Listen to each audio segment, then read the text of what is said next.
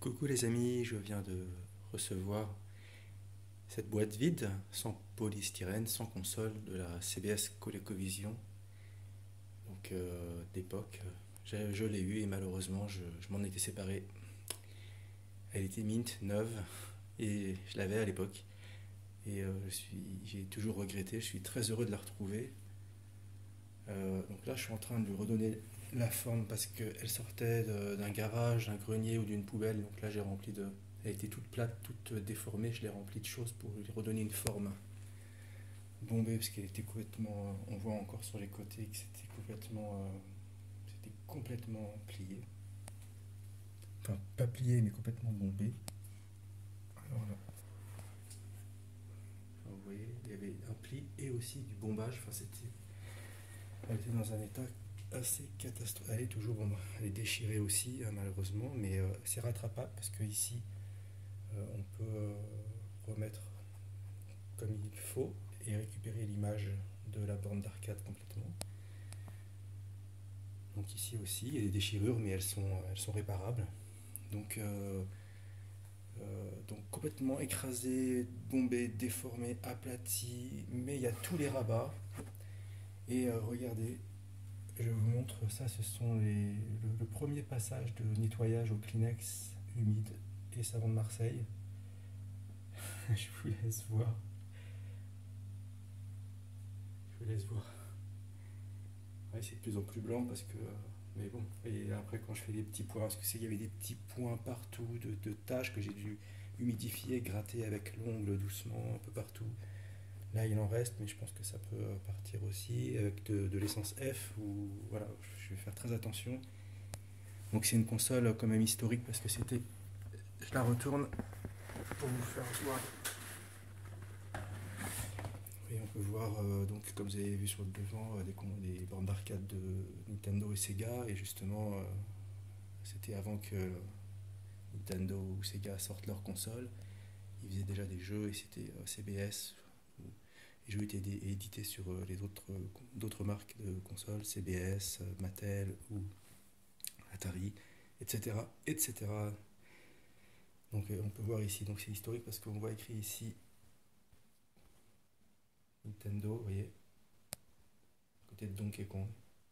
Juste à côté, on voit Sega avec Turbo et évidemment le fameux Zaxxon qui faisait tant rêver en 3D.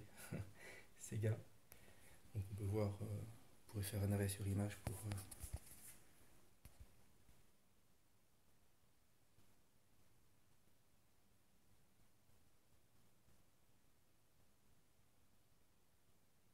voir ce qui est écrit.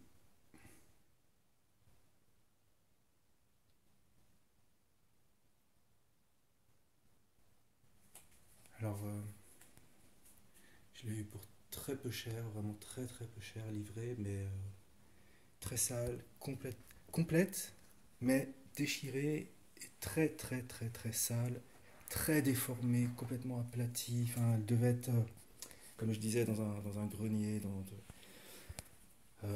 écrasée par d'autres choses sur elle, donc vide en plus, donc forcément ça arrange pas la forme. Mais là, je lui redonne la forme, je la remodèle petit à petit, tout doucement, tout doucement, tout doucement. Je rebombe les. Donc, je m'occupe de cette partie-là qui était concave et cette partie qui est encore, mais était beaucoup plus bombée ici. C'était complètement, c'était une espèce de cercle en fait. Ça faisait une espèce de cercle comme ça. Je m'en occuperai ensuite. Je terminerai de lui redonner sa forme parce que là c'est fait à moitié. Enfin, je l'ai eu aujourd'hui donc c'est très difficile de redonner de la forme au carton. Alors, là c'est assez compliqué. Je vais, excusez-moi un instant.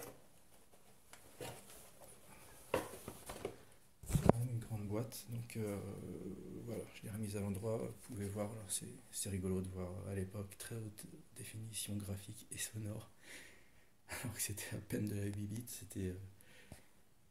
C'est assez fabuleux de voir ici Donkey Kong, Turbo et Zaxxon, les bornes d'arcade. Donc ils se vantaient à juste titre de pouvoir faire tourner les jeux. Alors les manettes absolument abominables. Heureusement que la NES est arrivée et a inventé la manette ergonomique parce que ça se tenait verticalement. Hein. C'était pas comme ça, hein. C'était comme ça. et avec le pouce et les boutons ici sur les côtés. Donc ça servait à peine. Et c'était ces boutons d'action là qui étaient. Alors on avait la paume ici, enfin c'était. On avait mal aux mains, c'était absolument abominable à jouer, mais que de souvenirs merveilleux, surtout quand on est gosse et qu'on voit toutes ces couleurs, et puis ça fait rêver. Voilà. Les graphismes étaient. C'était pas grand chose, mais ils permettaient justement à l'imagination de faire le reste et on se construisait nous-mêmes des choses fantastiques. À l'époque, on voyait justement des graphismes magnifiques, on était heureux, on était vraiment comblés. Ici, vous pouvez voir aussi quelque chose de rigolo, c'est un peu comme les specs, hein, les caractéristiques techniques. Ici, on peut voir cassette haute définition, encore une fois, et Donkey Kong, donc Nintendo, trois écrans dans cette boîte. C'est-à-dire que la cassette haute définition contient trois écrans, c'est-à-dire qu'il y a ça, ensuite il y a un autre écran quand on arrive en haut, et ensuite il y a un troisième écran. Donc c'est dire la grandeur du jeu, c'était enfin bon, c'était comme la borne d'arcade, mais en fait on n'avait pas grand-chose à l'époque à part trois écrans qui se suivaient. Et c'était fabuleux, c'était un argument de vente. Donc on peut, enfin voilà, c'est historique, une boîte historique. Je suis tellement heureux de la récupérer, et d'autant plus la raison pour laquelle je suis si heureux de la récupérer, c'est parce qu'elle est rare. Ben, elle coûte cher parce que quand on l'achète, il y a la console avec. Donc là, je l'ai eu pas cher à cause de l'état, bien sûr, mais je suis si heureux, donc je reviens sur cette raison, c'est simplement parce que je m'en étais débarrassé, je l'avais jeté. Et oui, alors j'avais fait une très très grosse bêtise. Elle était mint, neuve, complète, parce que j'ai toujours été maniaque, mais malheureusement j'ai fait une grosse bêtise, je l'avais jetée, donc je m'en suis voulu de l'avoir jetée.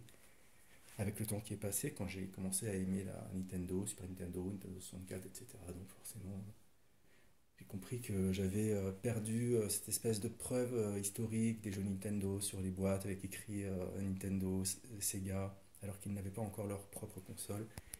Donc voilà, CBS, justement une boîte américaine, non pas japonaise.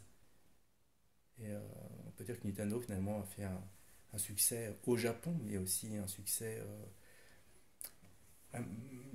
sino-américain. Enfin, c'est-à-dire, l'Amérique a quand même aidé au développement les constructeurs américains ont aidé au développement de Nintendo internationalement et ensuite a été distribué en France. La preuve, voilà. Et voilà, on connaît l'histoire ensuite. C'est fabuleux, je suis vraiment très très heureux. Vous voyez, elle est quand même, elle est pas belle, mais elle est magnifique. C'est assez paradoxal hein, de dire ça, mais c'est fantastique. Voilà, enfin j'ai plein d'anecdotes, ça serait trop long. Je poste la vidéo. Et alors les Kleenex là-bas, c'est très sale, mais c'est pas fini, hein. J'ai juste enlevé la première partie, la première couche. Bon, allez, merci. Ciao, ciao.